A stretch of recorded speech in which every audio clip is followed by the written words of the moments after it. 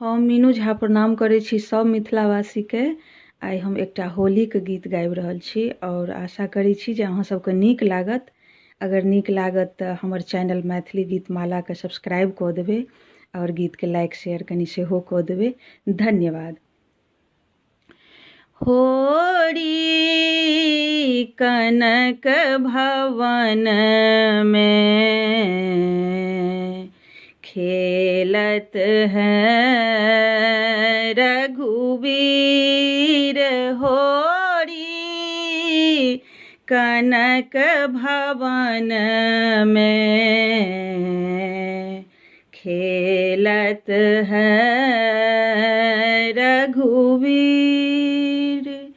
कहमा के सिया जनक दुलारी। कहमा के सिया जनक दुलारी। कहमा के राजकुमार। कहमा के राजकुमार। होरी कनक भवन में खेलत है रघुवीर।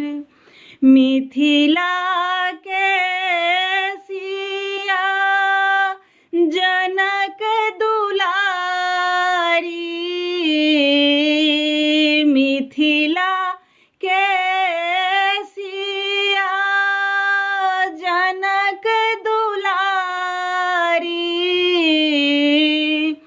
अवध के राजकुमार। अवध के राजकुमार।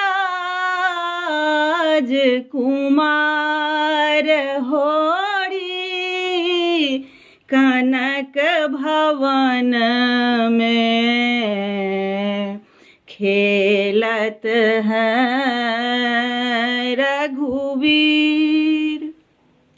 राम जी के हाथ कनक पिचकारी। राम जी के हाथ कनक पिचकारी। सिया जी के हाथ अबीर। सिया जी के हाथ अबीर।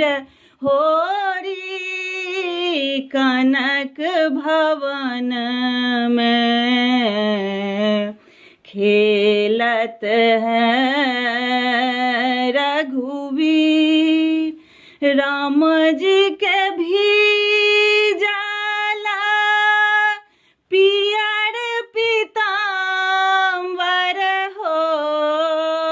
राम जी के भी जाला पियर पीताम्बर। सिया जी के भी जलचीर। सिया जी के भी जलचीर। होरी कनक भवन में खेलत है रघुवीर। होरी कनक भवन में खेलत है रघुवीर।